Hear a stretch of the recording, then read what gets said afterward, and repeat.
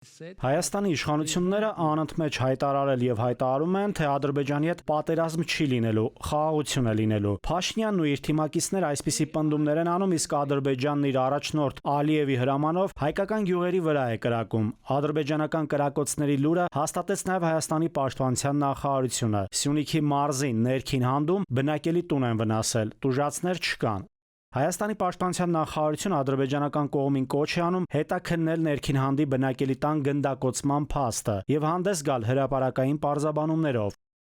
Ադրբեջանը Իրան-Իսրայել պատերազմական ֆոնին սպասում է հարմար առիթի։ Թուրք-ադրբեջանական տանդեմն այսպես կոչված Զանգեզուրի միջանցքին ու Սյունիքին է ձգտում։ Հիմա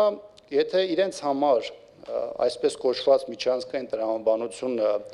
ռազմավարական խնդիր է եւ իրենք Հայաստանի հետ չեն կարողանում իրենց պատկերացումների շրջանակներում լուծում գտնել, ապա որևէ մեկը չի կարող բացառել, որ այդ ամենը տեղի կունենա ուժի կիրառման միջոցով։ Այսպես կոչված Զանգեզուրի միջանցք բացելու գաղափարից չհրաժարվող Ադրբեջանի ու Թուրքիայի գլխավոր ընդդիմախոսներից մեկը հենց Իրանն է։ Ամենաբարձր մակարդակով Թեհրանը մի քանի անգամ հայտարարել է. Հայաստանի տարածքային ամբողջականությունը իր համար կարմիր գիծ է։ Հայաստանում Իրանի դեսպանը վերջին ասուլիսի ընթացքում անդրադառնալով Սյունիքի շուրջ մտահոգություններին հայտնեց, թե հետևում են զարգացումներին եւ խորհրդակցում տարածաշրջանի երկրների հետ։ Մեր կարմիր գծերը հստակ են, ապացուցել ենք, որ երբեք չենք շեղվի դրանցից։ Իհարկե, հավանականությունների աշխարհում ենք ապրում, բայց մենք փաստերի հետ ենք առնչվում։ Մենք պահպանում ենք զգոնությունը։ Եթե հայտարարվել է, որ դա կարմիր գիծ է, դա նշանակում է, որ դա Իրանի Իսլամական Հանրապետության ազգային անվտանգության հարց է եւ իրենք հետամուտ են լինելու այդ խնդիրների լուծմանը կամ կարգավորմանը։ Բայց շատ բնական է եւ շատ հասկանալի է, որ Իրանի Իսլամական Հանրապետությունը այսօր ներքաշված է բավական լուրջ process-ների մեջ եւ իր համար առաջնային է լինելու իր խնդիրների լուծումը։ Հիմա այլ հարց է, թե ինչպիսի զարգացումներ կլինի Հայաստանի Հանրապետության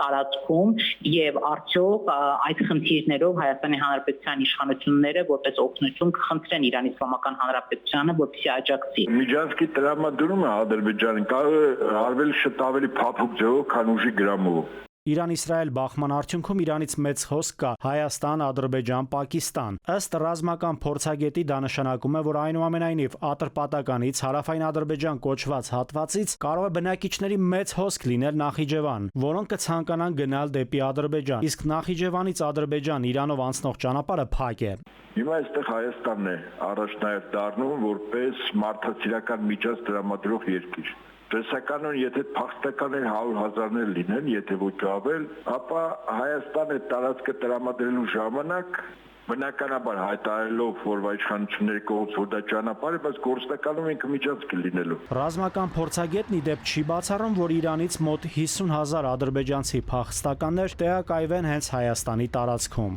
Նաիրի Մուրադյան, ժամը լրատվական։